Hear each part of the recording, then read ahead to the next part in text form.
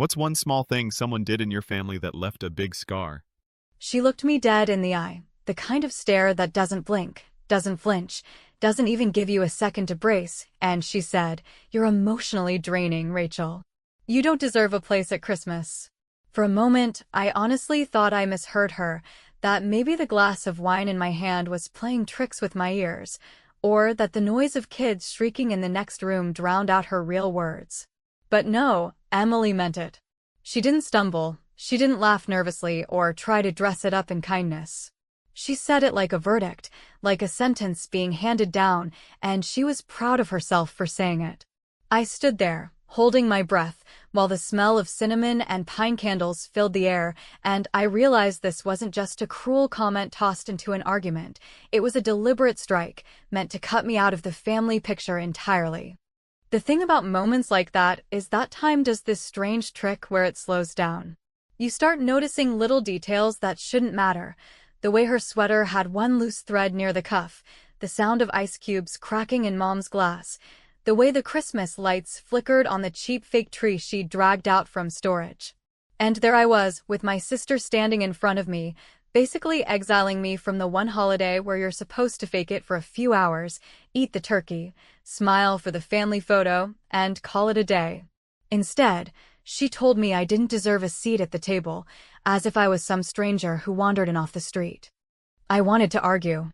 God, I wanted to rip her apart right there, list every time she borrowed money from me, every babysitting favor I pulled when she had plans, every sacrifice I made to keep this family stitched together while she strutted around pretending she was the golden child. But something in me froze. Maybe it was shock, maybe it was humiliation, maybe it was that little voice that told me she wanted me to blow up so she could look like the martyr in front of Mom. So instead, I just nodded, finished the last sip of wine, and quietly put my glass in the sink. When I left that night, I didn't slam the door. I didn't yell, I didn't cry where anyone could see. I just drove home in silence, gripping the steering wheel so tightly my hands ached. And in that silence, in that bitter drive through empty December streets lit up with glowing reindeer and inflatable Santas, I felt something shift inside me. It wasn't sadness. It wasn't even anger, not in the usual way. It was this sharp, focused clarity that I hadn't felt in years. She wanted me gone? Fine. She wanted me out of the picture? Let her see what that picture looks like when I'm really not in it. See, the thing Emily never understood is that family isn't just about who shows up to eat the ham or who tells the loudest story at the table. Family, at least in my world, was about who paid the bills when nobody else could, who quietly made sure the kids' tuition got covered, who swallowed pride to pick up the slack when things got tough. She never connected those dots because, to her, money appeared like magic. Bills disappeared like smoke. Emergencies were solved by unseen hands. And those hands, more often than not, were mine. That night, I sat at my kitchen table staring at the little bowl of ornaments I hadn't bothered to hang because decorating for myself felt pointless. I thought about every time Emily bragged about her kids' private school, as if she alone pulled it off. I thought about the time her husband got laid off and somehow their health insurance still kept running. I thought about the way Mom always praised Emily for holding it all together, never once asking how she actually managed it. And I thought about me, about the quiet deposits, the monthly payments, the strings I pulled behind the curtain to keep them from falling apart. There's a particular kind of power in silence. Emily thought cutting me out was her victory, her way of putting me in my place. But what she never realized was that I'd been holding her up the whole damn time. And when someone calls you emotionally draining, when they decide you're unworthy of even sitting near the cranberry sauce, there's only one real response. You let them discover how heavy the world feels when you finally set it down. I didn't sleep that night, not really. I just lay there staring at the ceiling, the words replaying over and over in my head. Emotionally draining. Like I was some broken faucet leaking problems into her perfect little house. She said it so casually, as if she believed it, as if she never noticed who kept her afloat. I felt the kind of rage that simmers instead of burns, the kind that sharpens your mind rather than clouds it. And in that sharpness, I made my decision. I wasn't going to yell. I wasn't going to send long, self-righteous texts or corner her in a fight. No, that would only feed her narrative that I was too much, too dramatic. Instead, I was going to erase myself so completely from her safety net that the echo of it would shake her life in ways she never expected. So when Emily cut me out of Christmas, she thought she'd silenced me. But what she didn't know was that I'd been paying her kids' tuition for 3 years. When I say I kept the lights on, I do not mean it poetically or as a self-pitying flourish to make myself sound noble. I mean I watched due dates the way night shift nurses watch monitors, eyes flicking across numbers, alarms muted, hands steady, keeping a patient alive while everyone else slept and assumed sunrise was guaranteed, because for 3 long years the calendar on my fridge was less a calendar and more a triage board marked with tuition drafts, premium payments, and the small recurring charges that pretend to be peanuts, but somehow eat a paycheck whole. And I did it without announcements, without speeches, without a single receipt waved in anyone's face, because I wanted peace. And because I kept believing that if I quietly fixed enough tiny leaks, the boat would stop creaking and maybe, just maybe, we could eat one Christmas dinner without someone weaponizing a place card. The tuition piece started the year Emily's husband got restructured out, which is the kind of corporate phrasing that feels like being complimented while someone backs a truck over your lawn. And the school sent one of those polite but darkly urgent emails about deadlines and enrollment security. I called the bursar, I confirmed the balance, I set up the payments in my name, and I built a folder with a cheerful label that said Emily School Stuff, as if naming it something upbeat could stop the slow ache in my ribs each time I moved money that had been earmarked for my own repairs and plans. And when she said thank you, which she did exactly once, it sounded like a person thanking a vending machine for not eating their dollar, a reflex, a nod. Nothing anyone would remember after dessert. The insurance piece came later, when I switched employers and found myself in a plan that could carry dependents even outside my household if the relationship and paperwork were right. And because I have always been a sucker for a form that promises order if you feed it enough information, I fed it every name, every birthday, every code, and the card arrived in the mail like a talisman. I tucked one into a white envelope for Emily with a simple note that said, "In case of emergencies," and she texted a heart. And then, 3 months later, when a broken wrist met an urgent care bill the size of a small used car, she texted the words "lifesaver," which, in my family, qualifies as confetti. I could make a ledger of the rest, the soccer registration fees that got forgotten until the late charge hit, the school trip deposit someone swore they sent, the coats bought in a cold snap after the stretchy hand-me-downs finally surrendered, the quiet checks for the after-school program that doubled as homework supervision and, if we are honest, food security. But the point is not the amount so much as the architecture. I built a system that made it easy to pretend I did not exist. A clean autopay pipeline that scrubbed my name off every monthly miracle, and I maintained it like a stagehand in black, thrilled when the audience clapped for the performers while I rolled ropes and wiped scuffs in the wings. When Emily called me emotionally draining, what stung was not just the insult, but the way it erased the very thing that made me tired, which was not my feelings, but the labor of holding up a house that kept closing its doors on me. So on the drive home, I decided to make one change that would not involve screaming or grandstanding or begging anyone to see me, because I am done with additions. I would move the spotlight, not with noise, but with paperwork, which is how power actually travels in this country, through signatures and toggles and phone trees that lead either to yes or to no.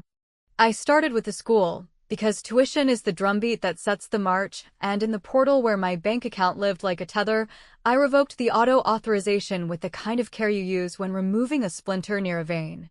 I wrote a cordial email to the bursar explaining that the sponsor on the account was withdrawing support effective the first of the year, and I asked that all future invoices be directed to the parent of record, which is Emily, the same sister who had just declared me unfit for cranberry sauce, and I closed the message with a line that was both truthful and surgical. The prior arrangement was a private courtesy. Please adjust records accordingly. Then I moved to the insurance portal, which greets you with a banner of smiling families as if smiles could blind you to the deductible, and I navigated to the dependents list where their names sat safely under my umbrella. The site asked if I was certain. Because deletion is forever in a way that adding never is, and I paused long enough to consider what a storm looks like when the person holding the umbrella steps into the doorway and shuts it, not out of spite, but because the person in the rain has been shouting that umbrellas are dramatic and unnecessary, and I thought about fairness and boundaries, and the kids, always the kids, and then I clicked remove, not as an act of malice, but as the equal and opposite response to being told I was too much. Because if I am too much when I show up, then I will try being nothing at all and let the results testify. I did not send a manifesto after. I did not attach screenshots or demand recognition. I did one small theatrical thing because I am human and I am angry, and also because I have a petty streak that enjoys precision. And that was to forward the school's next invoice to Emily from an email account I once used for volunteer signups. The kind that looks generic and official, with a subject line that read "Action required, tuition arrangement lapsed." And inside the message, I pasted the bursars. Contact and the sentence about the private courtesy ending, which would land like a riddle until she decoded who the sponsor had been, a puzzle box that rewards attention, and I will not lie, the click of that send button felt like a violin tightening into tune. For the first time in years, I slept. Not because I felt triumphant, but because the machine I had built to save everyone had been powered down, and the quiet was honest instead of forced. I woke to an empty inbox and a warm kitchen, made coffee the slow way, and told myself I would not look at my phone until noon, a promise I kept until late morning when a new email slid in with the subject line "Family," the sender line marked with Mom's name, and the preview showing only the words "Emily is crying, call me," which would have tugged me back any other year, except this time I let it sit unopened while the kettle hummed and the window filled with cold light, and by mid-afternoon the second email arrived with a longer preview and the promise of tears. And all I could think, with a steadiness that surprised me, was that this was only the first bill to make it to the right address, and the storm had not even started to turn the sky that particular bruised color people pretend to ignore. Until the siren wails. There is a certain theater to bureaucracy that nobody admits to enjoying, yet if you have ever held a headset line while a representative reads disclosures with the solemnity of a courtroom, you know there is rhythm and staging and even a quiet thrill in saying, clearly and without apology, that you would like to change the terms of a relationship. So the morning after the tuition invoice sailed to the correct inbox, I brewed coffee strong enough to make the spoon stand at attention and began.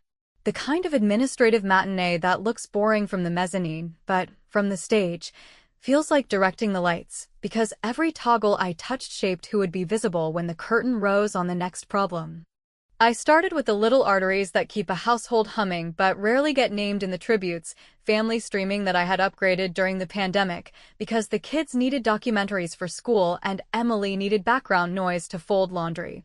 The grocery delivery account where my card sat as the default because reimbursements are easier that way. The rideshare credits I had bought in bulk for after-school pickups when her husband's hours collided with carpool, the after-school program autopay that billed like clockwork every other Friday, and, because the universe loves to bury the lead, the modest college savings transfers I had set to trickle every month into accounts that were technically theirs, but had my routing number doing the actual heavy lifting. One by one I dialed and clicked and confirmed, and when the polite question came, "Are you certain you want to cancel, Ms. Levine?" I said yes with the steady voice of a person who had been called too much and was now discovering the strange, clean weight of being exactly enough for herself. It would have been easy to text Emily a list, a ledger of the quiet ways I had propped up the family brand while being told I was bad for morale, but a list would have given her an itemized villain to blame. And I have learned that when people are determined to misunderstand you, the most honest feedback is the consequence they cannot forward to a group chat, so I chose silence as both message and medium. I muted our thread.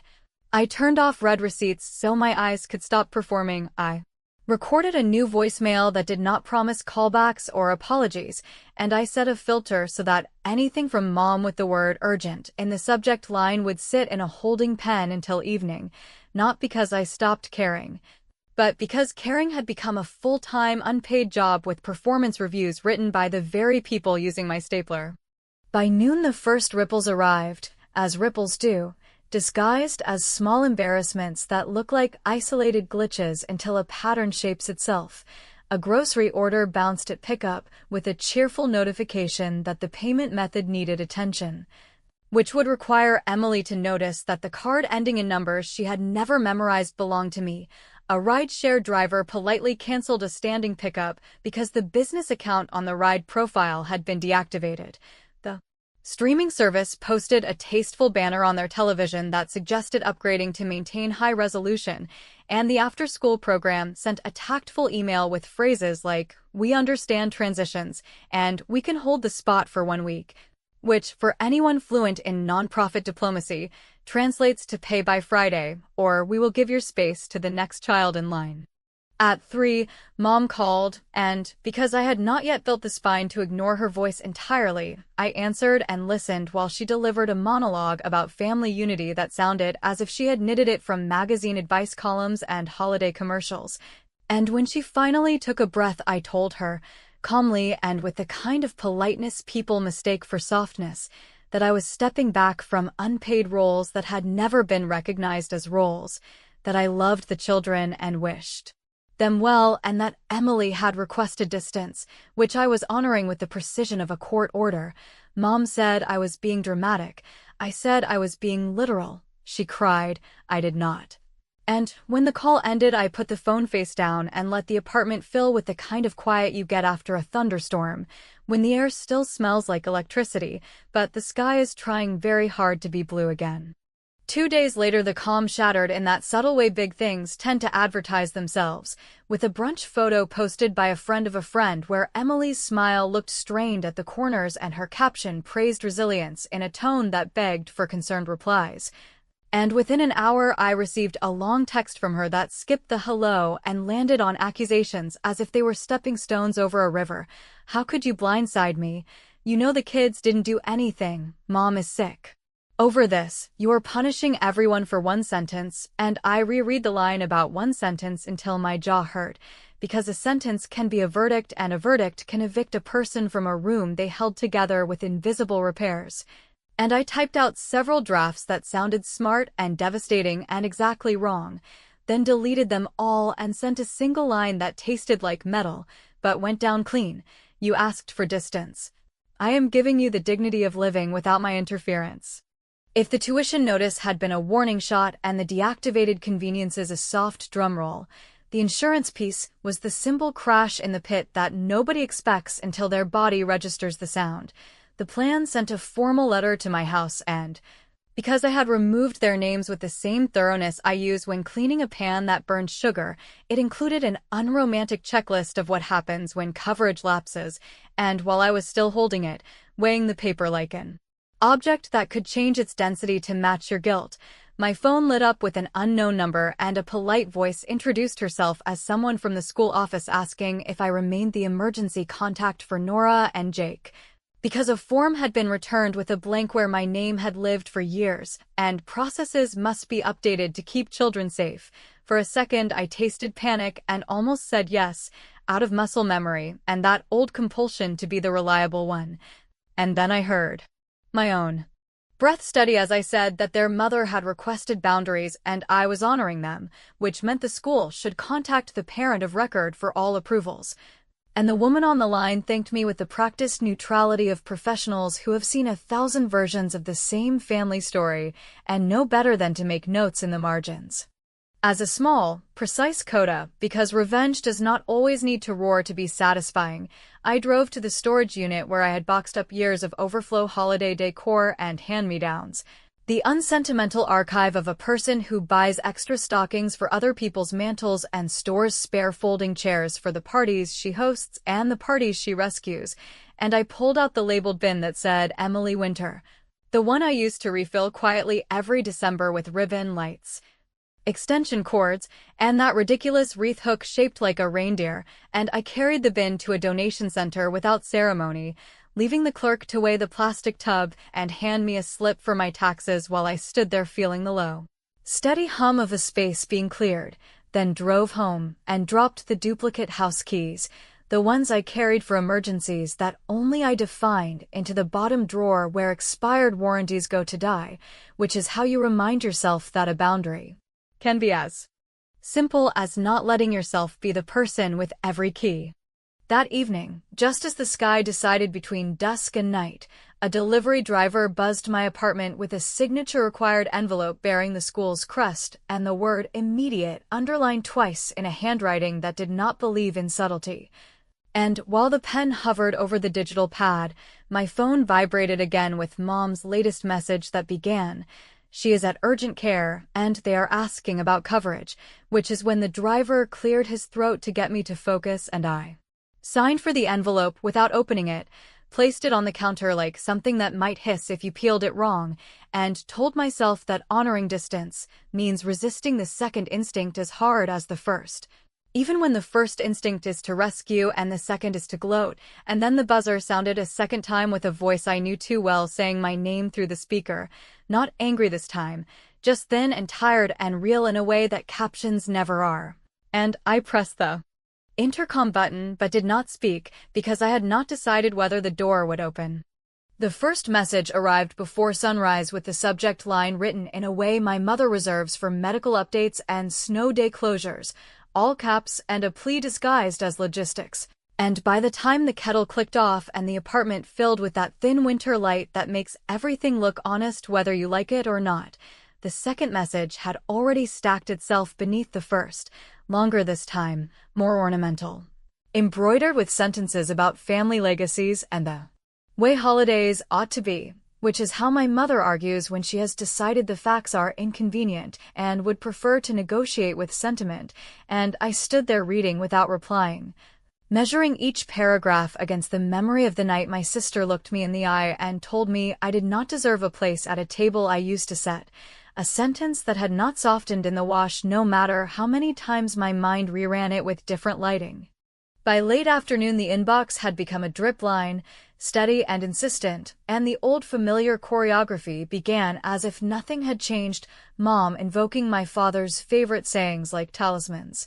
Mom reminding me of the church pageants where Emily and I played angels and I learned, even under a tin halo, how to hand the good line to someone else. Mom positioning herself as referee and historian while managing to forget the score whenever it suited her, yet threaded through her letters was something new. A breathless panic that tried to float as concern for the children yet could not hide the fact that the panic was about status and schedule and the sickening vertigo that comes when the scaffolding you took for granted begins to quake under its own neglected bolts. And I decided I would do the only kind thing left, which was to let the consequences complete their sentences without me interrupting them with apologies. Emily's part in this matinee was angrier and choppier, as if she were recording voice notes while walking around the kitchen in circles, the clatter of a pan in the background and the practiced martyrdom in the foreground. Accusing me of cruelty while refusing to say the word Christmas, perhaps because the syllables stuck to the insult in her mouth and would not separate without reminding her that banishment is not a boundary so much as a weapon. So I did not explain the difference between distance and exile. I did not play professor to a student who had already graded me. I simply listened to the tone and not the words and let my silence do the work I had always begged my explanations to do. Because there is a point where a calm refusal to engage is not ice but clarity, and I had reached it. The physical letter, when it came, had the old cursive I love, my name written the way my mother wrote it on lunch bag notes and summer camp envelopes, tipped slightly right as if hurrying to catch me before I ran ahead. And I set it on the table without opening it because I understood, with a heaviness that did not ask for relief, that once I took in what she had written I would be responsible for it in the same way I have always been responsible for needs that arrive disguised as love, and before I could move the envelope a knock shivered through the intercom again, softer than the night before, an uncertain presence that might have been my sister or my mother or a neighbor deputized into our little domestic war, and I stood there breathing, hand on the button, while my phone flashed another message from Mom that read, in a tone that tried so hard to be gentle it became a command, "Please call as soon as you can. They are asking questions I cannot answer." It is a strange thing to hear your mother confess she cannot answer questions she has spent her life pretending to define, and, because part of me still loves order more than vindication, I did something that was both kind and entirely strategic, which is to forward to the school's financial office the contacts for 2 emergency scholarship funds and a parent co-op that covers short-term tuition gaps in exchange for volunteer hours and transparency meetings, a practical lifeline that would require Emily to do the one thing she hates more than paying a bill, which is to stand in a circle of other parents and say out loud what happened, to sign forms with her own pen and show up twice a month for duty and accept that the community she curated for status could save her family, but only if she joined it as a participant rather than a princess. I wrote the email with the professional care I use at work, included a clear timeline of my withdrawal without editorial, and copied no one.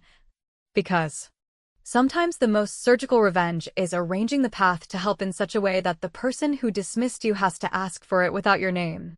After I sent it, I walked the long loop around the park that wraps the neighborhood like a tired arm and thought about the women I know in their 30s and 40s and 50s. The ones who compose Thanksgiving menus around food sensitivities and schedule dentist appointments during lunch breaks and sit in cars crying while school pickup cones create orderly chaos. And I let myself be angry not only at Emily, but at the endless smallness of the chores I had converted into anonymous miracles.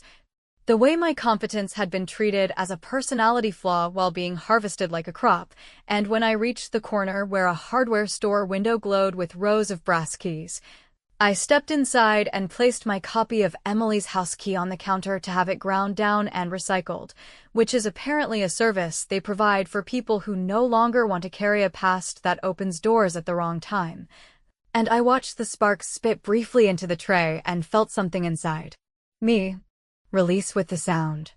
The revenge I saved for last was small and exquisitely targeted, the kind a younger me would have mistaken for spite and the older me recognizes as accountability, which was to open my cloud drive where a decade of family photos waited in folders I curated because nobody else remembered dates, and I created a new album titled with the very plain truth of the season, labeled with the year, and filled it only with the pictures where I was behind the camera and the kids were grinning in coats I had paid for, or reading at desks I had kept funded, or blowing out candles I had picked up on the drive over. Then I shared the album link with my mother and no one else, because I wanted her to see, not in a spreadsheet or a speech, but in the ordinary radiance of captured days, what it looks like when a person you call emotionally draining has been the well everyone keeps lowering their bucket into. And I left the album unlisted, a private gallery that would not humiliate the children or invite a public fight, yet could not be unseen once you understood the angle of the light. By evening, the inbox had quieted into that tense hush you get in the theater just before the house goes dark, and I made tea and sat with the sealed envelope and let my eyes adjust to the idea that I would read whatever she had written without bargaining with it. Not because I am immune to guilt, but because guilt has finally learned to knock at the correct door, and just as I slid a finger under the flap, there was the soft scuff of shoes outside my apartment and a small voice I knew even in whispers asking, with the politeness children use when they have been coached, if Aunt Rachel was home because Mom said maybe she would help us understand what is happening. And I froze there with the paper half torn and the album still open on my laptop and the key I had destroyed reduced to filings in a tray, while a second, older voice, my mother's, close enough to touch, murmured something about a mistake that was not Emily's alone.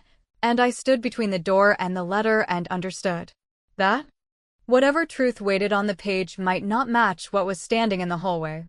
The envelope sat on my kitchen table like an accusation dressed in stationery, its corners softened by the damp of my mother's hands and the faint trace of perfume she always used before church. That powdery scent which tried to reassure the world that everything could still be put back into place if you smiled and straightened your blouse. Yet as the light shifted across the room, I found myself unable to break the seal because I understood that once I let those words inside, they would become part of me in the same way every obligation I had swallowed before had turned into marrow, binding me to responsibilities I had not asked for yet accepted out of habit. I turned it over again and again, half hoping that the glue would fail on its own so I could claim the decision had been taken from me, and as I stared at the cursive of my name I kept thinking about the way silence had become my sharpest tool. Because it was the only language Emily had never learned to decode, the one dialect of resistance she could not twist into another charge of being too much, and I was not sure if opening the letter meant abandoning that hard-earned silence or sharpening it into something more final. The days since my withdrawal had become a strange theater of echoes. Emily's text messages that veered from fury to bargaining, my mother's voicemails layered with tears that seemed half genuine and half rehearsed for an invisible audience. The children's voices filtered through background noise when they asked simple questions like whether I would still come to their school play or whether the soccer team would have jerseys this season, questions that cost nothing but revealed everything. Because each one carried the weight of an assumption I had built for them, and which now threatened to collapse in their hands. I kept my phone face down more often than not, yet the vibration still cut through walls like an alarm, reminding me that stepping away from the stage does not silence the performance. It only forces the cast to look at one another and decide who will carry the next line, and I found myself wondering if perhaps my absence had not created the catastrophe Emily claimed, but rather exposed the one that had always been there.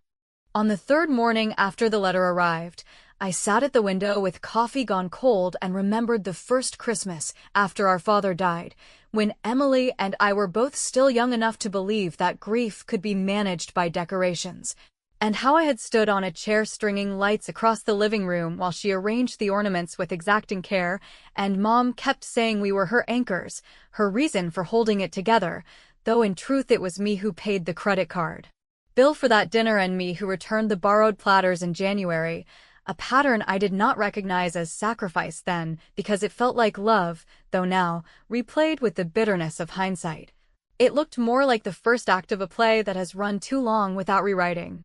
The memory made me ache not because I wanted to go back, but because I realized I had always been cast as the scaffolding rather than the star, the quiet support holding up the family's illusions, and when scaffolding finally steps aside, the building is forced to reveal what is cracked. I have been told revenge is satisfying, yet what I felt in those days was not satisfaction so much as a grim steadiness, the knowledge that I had taken away only what was mine to give and had simply allowed Emily to live in the reality she insisted she wanted, one without my interference or, as she called it, my draining presence. And still, the sight of my mother's handwriting haunted me because she was the one person I had never been able to resist completely, the one whose disappointment could still slice deeper than Emily's cruelty. And I wondered if perhaps the letter contained not manipulation but confession, not demands but truth, a final admission that she had seen me all along and simply lacked the courage to say it aloud until now.